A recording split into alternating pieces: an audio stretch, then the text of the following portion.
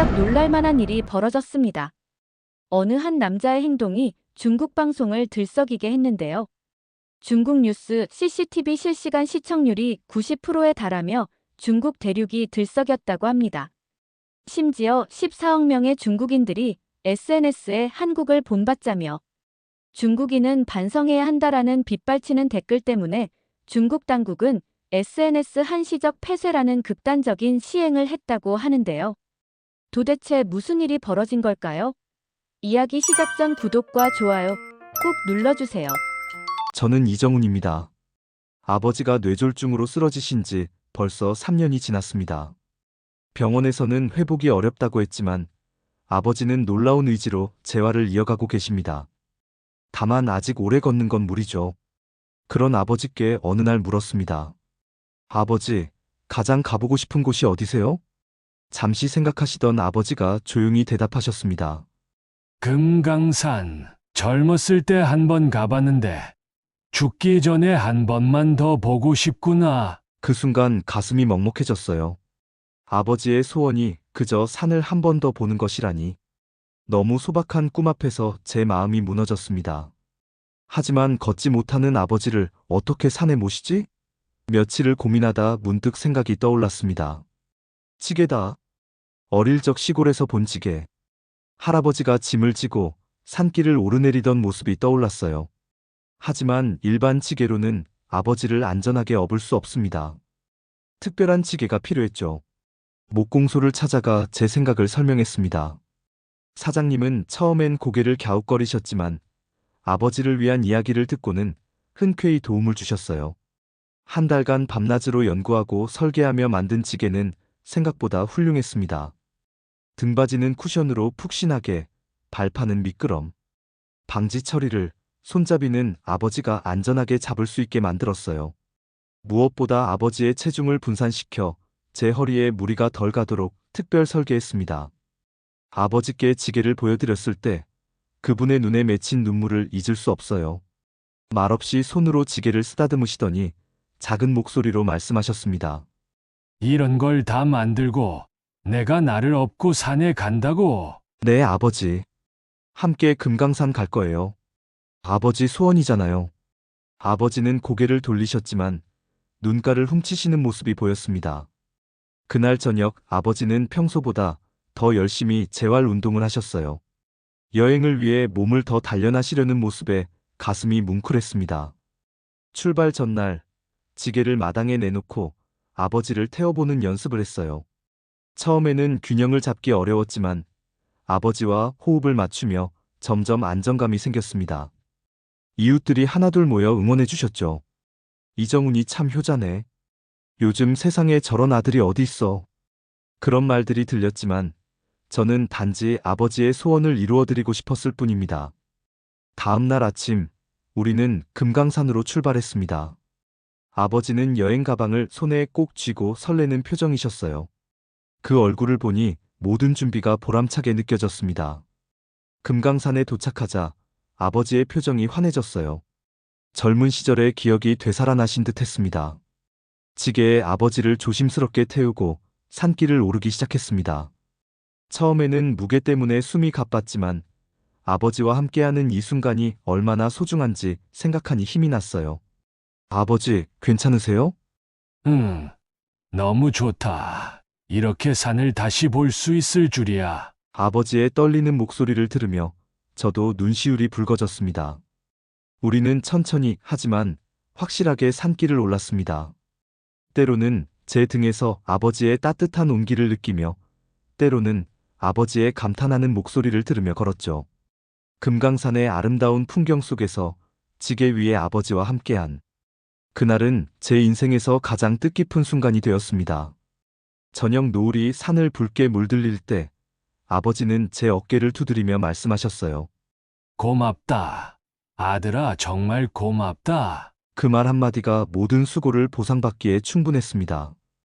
금강산 여행을 마치고 돌아온 후 아버지의 표정이 달라졌습니다. 더 활기차고 생기 있어 보이셨어요. 재활 치료에도 더 적극적으로 임하시고 매일 저녁 우리가 찍은 사진을 보며 미소 짓곤 하셨습니다. 그런 아버지를 보는 것만으로도 행복했어요. 어느 날 친구가 SNS에 우리의 금강산 여행 사진을 올렸습니다. 지게에 아버지를 업고 산을 오르는 모습, 정상에서 환하게 웃는 아버지의 모습. 그런데 이 사진들이 예상치 못하게 화제가 되기 시작했어요. 처음에는 지인들의 좋아요와 따뜻한 댓글이 이어졌고, 점차 모르는 사람들도 이 이야기를 공유하기 시작했습니다. 아들의 효심이 감동적이네요. 부자의 정이 느껴집니다. 요즘 시대에 보기 힘든 아름다운 이야기. 솔직히 이런 관심이 부담스럽기도 했습니다. 저는 그저 아버지의 소원을 이루어드리고 싶었을 뿐인데, 갑자기 많은 사람들의 시선을 받게 된 거죠. 하지만 아버지는 은근히 자랑스러워 하셨어요. 이웃들이 찾아와 이야기를 나눌 때마다 환한 미소를 지으셨습니다. 그러던 어느 날, 중국 산둥성에서 살고 계신 권혁범 선생님이라는 교포분께서 연락을 주셨어요. 온라인에서 우리 이야기를 보고 감동받으셨다고 합니다. 이정훈 씨, 중국 타이산은 가보셨나요? 우리 중국에도 역사와 자연미가 어우러진 명산이 많답니다. 특히 타이산은 중국 5학 중 으뜸으로 꼽히는 산이에요. 혹시 관심 있으시다면 아버님과 함께 타이산 등반을 해보시는 건 어떨까요? 제가 현지 안내와 숙소 등을 도와드리겠습니다. 처음에는 망설였습니다. 국내 여행도 쉽지 않았는데 해외까지? 하지만 아버지께 이 제안을 말씀드렸을 때 눈이 반짝이셨어요. 중국 타이산. 그곳도 가볼 수 있을까? 그 순간 결심했습니다. 아버지가 더 많은 세상을 보실 수 있다면 저는 어떤 어려움도 감수할 수 있었어요. 권혁범 선생님과 연락을 주고받으며 여행 계획을 세웠습니다. 비자 신청부터 아버지의 건강 상태를 고려한 일정 조율까지 모든 준비를 꼼꼼히 했어요. 여행사에서는 아버지의 상태를 고려해 특별 패키지를 제안했지만 저는 고개를 저었습니다. 감사합니다만 저희는 제가 직접 아버지를 지게에 업고 등반할 예정입니다. 직원은 놀란 표정이었지만 우리의 이야기를 듣고는 감동했다며 개인 여행자로서 최대한 도움을 주겠다고 약속했어요. 출국 준비를 하면서 지게도 개량했습니다. 더 가볍고 튼튼한 재질로 바꾸고 장거리 여행에 적합하도록 편의성을 높였어요. 아버지는 웃으시며 제 손을 꼭 잡으셨습니다.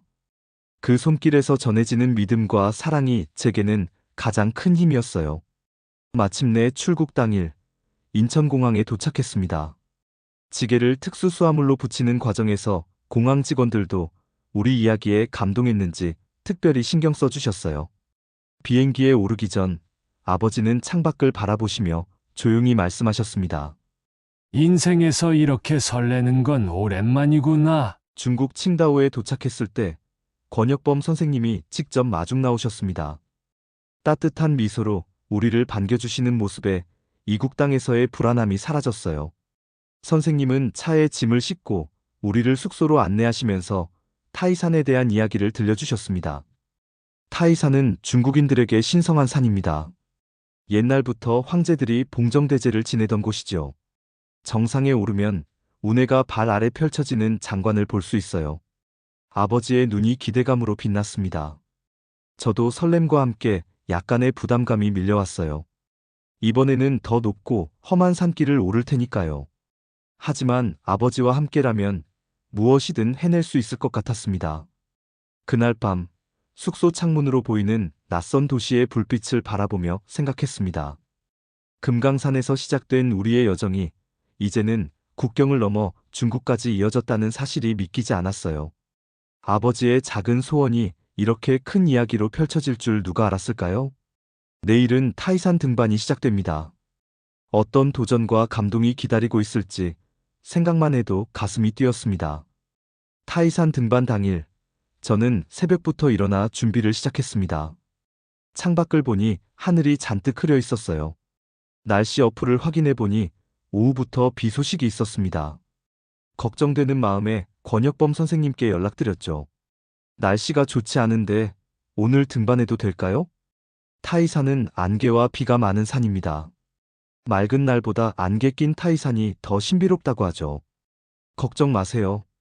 선생님의 말씀에 안심이 되면서도 아버지를 업고 미끄러운 길을 오를 생각을 하니 긴장됐습니다.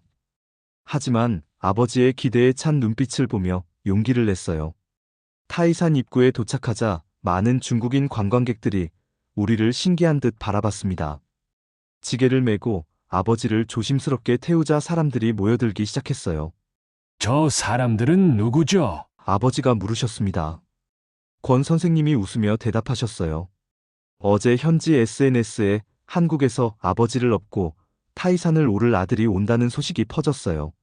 많은 분들이 응원하러 오셨답니다. 당황스러웠지만 모인 사람들의 따뜻한 미소와 응원에 오히려 힘이 났습니다. 그중 한 노인이 다가와 중국어로 말씀하셨어요. 권 선생님이 통역해 주셨습니다.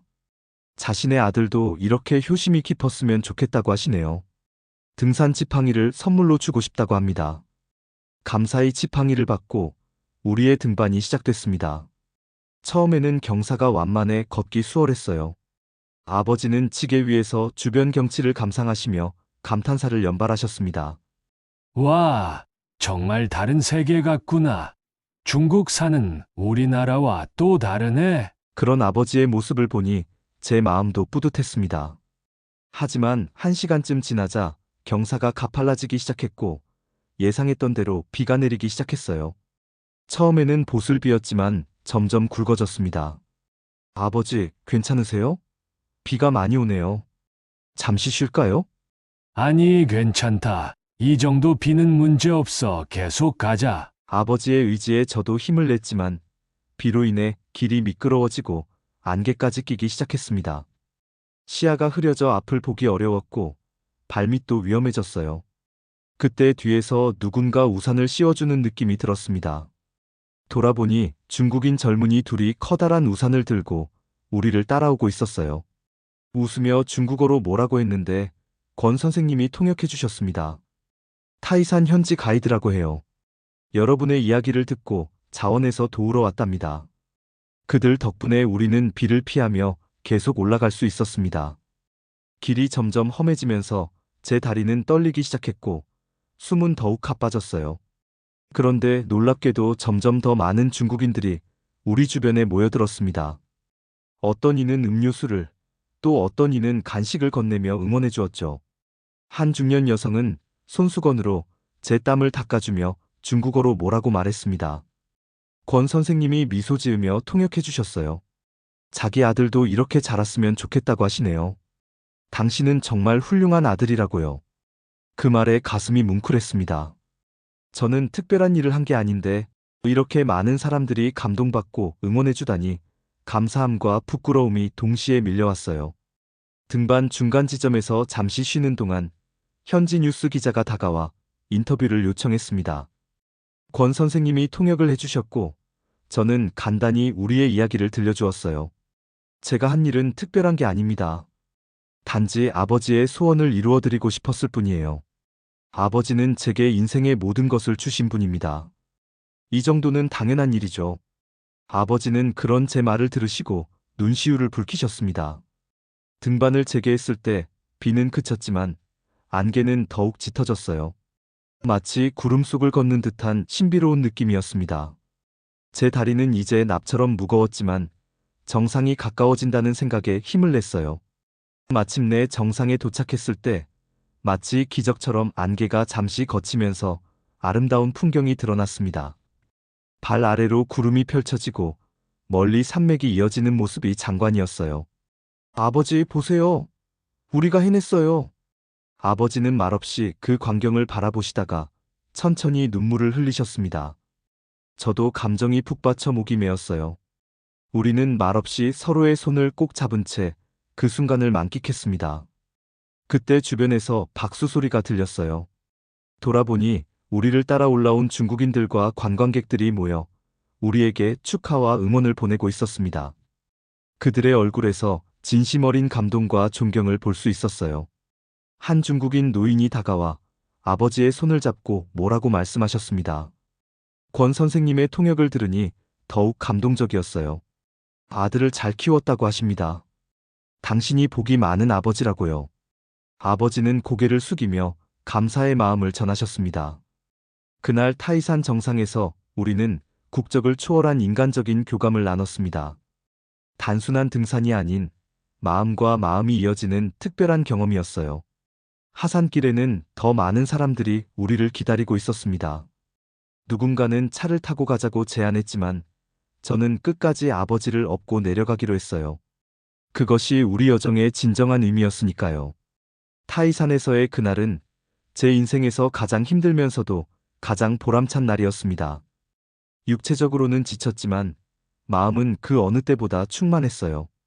우리의 작은 도전이 많은 이들에게 감동을 주었다는 사실이 믿기지 않았습니다. 호텔로 돌아와 지친 몸을 누웠을 때 아버지가 제 방으로 찾아오셨어요. 조용히 제 이마에 손을 얹으시며 말씀하셨습니다. 고맙다. 아들아, 내가 있어. 내 인생은 축복받았다. 그 말씀이 제게는 세상 어떤 찬사보다 값진 것이었습니다. 타이산 등반 다음 날 호텔 로비에 내려가니 예상치 못한 광경이 펼쳐졌습니다. 기자들이 카메라를 들고 저를 기다리고 있었어요. 권혁범 선생님이 다가와 설명해 주셨습니다. 어제 타이산에서의 이야기가 현지 뉴스에 소개되었어요. 지금 산둥성 전체에서 화제가 되고 있답니다. 당황스러웠지만 권 선생님의 도움으로 간단한 인터뷰에 응했습니다. 지역방송국 기자가 물었어요. 왜 아버님을 직접 업고 산에 오르기로 결심하셨나요? 아버지께서 걷기 힘드시지만 산을 보고 싶어 하셨어요. 제가 할 수 있는 방법이 이것뿐이었습니다. 특별한 일이라고 생각하지 않아요. 부모님이 주신 사랑에 비하면 아주 작은 보답이죠. 인터뷰 영상은 그날 저녁 뉴스에 방영되었고 다음 날에는 중국의 주요 언론사들이 우리 이야기를 다루기 시작했습니다. 효심의 바다를 건너다, 한국의 효자, 중국인의 마음을 감동시키다 같은 헤드라인이 눈에 띄었어요. 한국 대사관에서도 연락이 왔습니다. 우리의 이야기가 한중 문화 교류의 좋은 사례로 소개되고 있다며 현지 교민 행사에 초대해 주셨어요. 그곳에서 만난 많은 교포분들이 우리에게 감사하다며 손을 잡아주셨습니다. 덕분에 한국인으로서 자부심을 느낍니다. 이런 아름다운 이야기로 한국의 이미지가 높아졌어요. 솔직히 부담스러웠습니다. 저는 그저 아버지와 특별한 추억을 만들고 싶었을 뿐인데 갑자기 너무 많은 관심을 받게 된 거죠. 하지만 아버지는 은근히 자랑스러워 하시는 것 같았어요. 인터뷰에서 뭔가 말씀하실 때마다 가슴을 펴고 당당하게 이야기하셨습니다. 셋째 날 호텔 프론트에서 전화가 왔습니다. 한 노인분이 저희를 찾아왔다고 해요. 로비로 내려가 보니 품위 있게 차려입은 노신사가 기다리고 계셨습니다. 권 선생님이 소개해 주셨어요. 이분은 중국에서 유명한 시인이신 왕 선생님이십니다. 어제 뉴스를 보시고 직접 찾아오셨대요. 왕 선생님은 정중하게 인사하시더니 봉투 하나를 건네주셨습니다. 권 선생님이 통역해 주셨어요. 여러분의 이야기에 감동받아 시를 지었다고 하십니다. 지게 위에 아버지라는 제목의 시랍니다. 그 자리에서 권 선생님이 시를 번역해 읽어주셨습니다. 지게는 낮지만 효심은 높다. 아들의 등에서 아버지는 하늘을 만진다. 산은 높지만 자식의 마음은 더 높구나. 국경을 넘은 효도 세상을 감동시키네. 시를 듣는 동안 아버지와 저는 말없이 서로를 바라봤습니다. 제 마음속에서는 뭔가가 울컥 솟구쳤어요. 단순한 여행이 이렇게 많은 사람들에게 의미를 준다는 사실이 놀라웠습니다. 그날 오후 권 선생님이 스마트폰을 보여주셨어요. 중국 SNS에서 우리 이야기가 빠르게 퍼지고 있었습니다. 사진과 영상, 그리고 감동적인 댓글들이 넘쳐났어요. 이정훈 씨, 지금 중국의 주요 언론사들이 인터뷰를 요청하고 있어요. 어떻게 하실 건가요? 솔직히 부담스러웠습니다. 저는 연예인도 아니고 특별한 일을 한 것도 아니라고 생각했어요. 그저 아버지를 위한 작은 효도였을 뿐인데 갑자기 이렇게 큰 관심을 받는 것이 당황스러웠습니다. 잠시 생각할 시간이 필요해요. 방으로 돌아와 아버지와 상의했습니다. 아버지는 잠시 생각하시더니 조용히 말씀하셨어요. 내가 결정해라. 다만 우리 이야기가 누군가에게 위안이 된다면 그것도 의미 있는 일이지 않을까? 아버지의 말씀이 제게 방향을 제시해 주었습니다. 제 개인적인 불편함보다 이 이야기가 줄 수 있는 긍정적인 영향이 더 중요하다고 생각했어요. 몇 개의 인터뷰를 수락했지만 권 선생님께 부탁드렸습니다. 너무 많은 일정은 피하고 싶어요. 무엇보다 아버지께서 지치지 않게 해야 합니다. 그렇게 이틀간 몇몇 주요 언론사와 인터뷰를 진행했습니다. 질문은 비슷했지만 제가 느낀 점은 중국 사람들이 효에 대한 가치를 우리와 매우 유사하게 생각한다는 것이었어요. 공자의 나라답게 가족의 화목과 효도를 중요시하는 문화가 여전히 강하게 남아 있었습니다. 특히 인상적이었던 것은 한 젊은 기자의 질문이었어요. 현대 사회에서 젊은이들이 효도를 실천하기 어렵다고 생각하시나요? 저는 진심으로 답했습니다. 어렵다고 생각하지 않아요. 효도는 거창한 것이 아닙니다. 부모님의 말씀에 귀 기울이고 함께 시간을 보내며 작은 것에도 감사하는 마음을 표현하는 것이 진정한 효도라고 생각해요. 제가 한 일은 특별한 게 아닙니다. 다만 아버지의 소원을 들어드리고 싶었을 뿐이죠. 이 대답이 많은 중국 젊은이들에게 공감을 얻었다고 합니다. SNS에서는 효도는 거창한 것이 아니다라는 문구가 해시태그로 퍼져나갔어요. 마지막 날 상하이로 이동하기 전에 뜻밖의 선물을 받았습니다. 타이산 관리위원회에서 우리에게 명예 등산객 증서를 수여한 거예요. 그리고 더 놀라운 것은 지역 예술가들이 우리의 모습을 그린 그림을 선물해 주셨다는 점입니다. 아버지를 업고 산을 오르는 제 모습이 전통 중국화로 표현되어 있었어요. 이 그림은 우리 타이산 박물관에 전시될 예정입니다. 한중 우호의 상징으로 남길 원합니다. 이 말을 들었을 때 처음으로 우리의 여정이 단순한 개인적 추억을 넘어 더 큰 의미를 가지게 됐다는 것을 실감했습니다. 아버지도 눈시울을 붉히시며 감사의 인사를 전하셨어요. 상하이로 돌아오는 기차 안에서 아버지는 창밖을 바라보시며 말씀하셨습니다. 이정훈아, 네가 나를 업고 산에 오르던 그 순간, 내가 젊었을 때 너를 업고 걷던 기억이 떠올랐단다. 인생이 참 신기하구나. 이렇게 돌고 도는 것이. 아버지의 말씀에 가슴이 먹먹해졌습니다. 갑자기 제 어린 시절, 아버지의 어깨 위에서 세상을 바라보던 그 행복했던 순간들이 떠올랐어요. 이제는 제가 아버지를 업고 아버지가 세상을 바라보는 시간. 그것이 인생의 자연스러운 순환이라는 것을 깨달았습니다. 상하이에서의 마지막 날, 호텔 로비에 내려가니 한국에서 온 특파원들이 기다리고 있었어요. 우리의 이야기가 이제는 한국에까지 알려진 것 같았습니다. 간단한 인터뷰를 마치고 방으로 돌아왔을 때 아버지가 조용히 말씀하셨습니다. 이제 집에 가자, 아들아. 좋은 추억 많이 만들었으니 이제는 평범한 일상으로 돌아갈 시간이다. 아버지의 말씀에 고개를 끄덕였습니다. 갑작스러운 유명세와 관심은 분명 특별한 경험이었지만 우리에게 가장 소중한 것은 이 여정을 통해 더 깊어진 부자간의 유대감이었으니까요.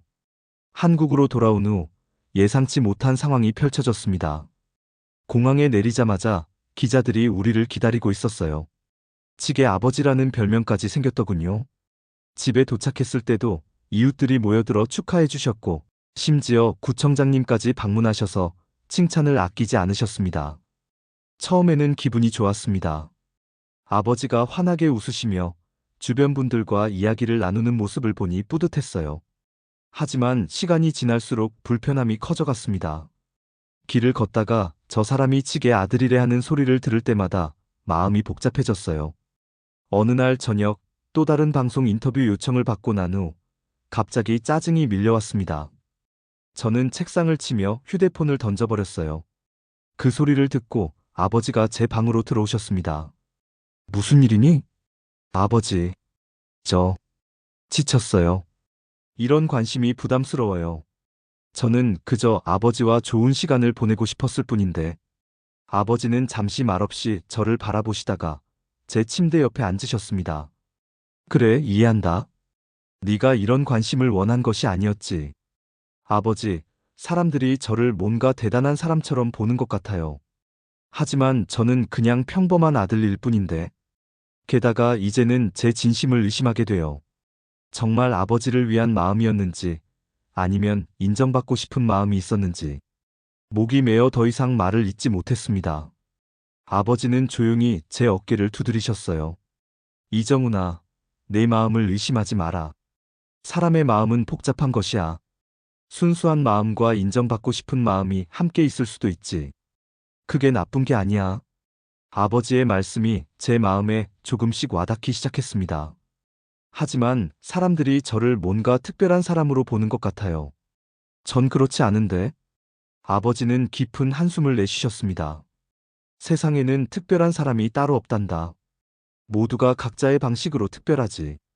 너는 네 방식대로 아버지를 생각했고, 그게 많은 사람들에게 감동을 준 거야. 그렇다고 네가 다른 사람들보다 더 뛰어나다는 뜻은 아니야. 그저 내 진심이 사람들의 마음에 닿은 것뿐이지. 아버지의 지혜로운 말씀에 마음이 조금 가라앉았습니다. 하지만 여전히 혼란스러웠어요. 그럼 이 상황을 어떻게 받아들여야 할까요? 아버지는 창밖을 바라보시며 말씀하셨습니다. 욕심을 버려라. 칭찬을 받으려는 욕심, 또는 칭찬을 피하려는 욕심 모두. 그저 내 삶을 살아가면 된다. 이 관심도 곧 지나갈 테니 너무 신경 쓰지 마라. 그날 밤, 오랜만에 편안한 잠을 잤습니다. 아버지의 말씀이 제 마음에 깊이 새겨졌어요. 다음 날 아침, 일어나자마자 결심했습니다. 더 이상 미디어의 관심에 휘둘리지 않고 제 본래 모습대로 살기로 했어요. 그리고 중요한 깨달음이 있었습니다. 만약 우리 이야기가 누군가에게 힘이 된다면 그것 또한 의미 있는 일이라는 점이었죠. 어쩌면 우리의 경험이 다른 사람들에게 영감을 줄 수 있을지도 모른다는 생각이 들었습니다. 다음 날, 한 노인복지센터에서 연락이 왔습니다. 저희 이야기를 들은 노인분들이 직접 만나고 싶다고 하셨어요. 잠시 고민했지만 이번에는 기꺼이 수락했습니다. 아버지와 함께 센터를 방문했을 때 많은 어르신들이 반갑게 맞아주셨어요. 이렇게 효자를 직접 만나니 기쁘네. 우리 아들, 딸들도 너처럼 효심이 깊었으면 좋겠어. 처음에는 부끄러웠지만 어르신들과 이야기를 나누면서 점차 마음이 편안해졌습니다. 그분들은 저에게 효자라는 타이틀을 붙이기보다는 그저 자신들의 이야기를 들려주고 싶어 하셨어요. 젊었을 때의 추억, 자녀들에 대한 그리움, 세상의 변화에 대한 생각들. 그중 한 할머니의 말씀이 특히 기억에 남습니다. 젊은이, 네가 특별해서가 아니라 내 이야기가 우리에게 희망을 주었기 때문에 만나고 싶었단다. 요즘 세상이 각박하다고들 하지만 너 같은 청년이 있어 세상이 아직 따뜻하다는 걸 느꼈어. 그 말씀을 듣는 순간 갑자기 모든 것이 명확해졌습니다. 제가 받는 관심은 제가 특별해서가 아니라 사람들이 위로와 희망을 필요로 하기 때문이었어요. 우리 이야기가 그저 그런 감동적인 뉴스 한 토막이 아니라 누군가에게는 진정한 위안이 될 수 있다는 사실을 깨달았습니다. 집으로 돌아오는 길에 아버지께 물었습니다. 아버지, 저희 이야기가 다른 사람들에게 진짜 도움이 될까요? 아버지는 잠시 생각하시더니 고개를 끄덕이셨어요. 물론이지. 세상에는 각자의 무게로 지고 가는 짐이 있단다. 어떤 이는 병든 가족을, 어떤 이는 경제적 어려움을, 또 어떤 이는 외로움을 짊어지고 살아가지. 우리 이야기가 그들에게 나도 할 수 있다는 용기를 줄 수 있다면 그것만으로도 충분한 의미가 있는 거야. 아버지의 말씀에 깊이 공감했습니다. 갑자기 제가 받는 관심이 부담스럽지 않게 느껴졌어요. 오히려 감사함이 밀려왔습니다. 우리의 작은 여정이 누군가에게 위로가 될 수 있다면 그보다 더 큰 보람이 어디 있을까요? 그날 저녁, 오랜만에 마음의 평화를 찾았습니다. 더 이상 유명세를 부담스러워하지 않기로 했어요. 그렇다고 그것을 즐기거나 추구하지도 않겠다고 다짐했습니다. 그저 있는 그대로의 저로 살아가면서 제 이야기가 필요한 곳에는 기꺼이 나누기로 했어요. 아버지와 함께 베란다에 앉아 별을 보며 이야기를 나눴습니다. 그 순간만큼은 세상의 관심도 유명세도 중요하지 않았어요. 그저 아버지와 함께하는 소중한 시간, 그것만으로 충분했습니다. 아버지, 다음에는 또 어디로 여행 가고 싶으세요? 아버지는 미소 지으며 대답하셨습니다. 어디든 좋다, 네가 함께하는 곳이라면. 그 말에 가슴이 따뜻해졌습니다. 결국 모든 여정의 끝에는 사랑하는 사람과의 관계가 남는 것이라는 깨달음이 찾아왔어요. 그것이야말로 제가 찾던 내면의 평화였습니다.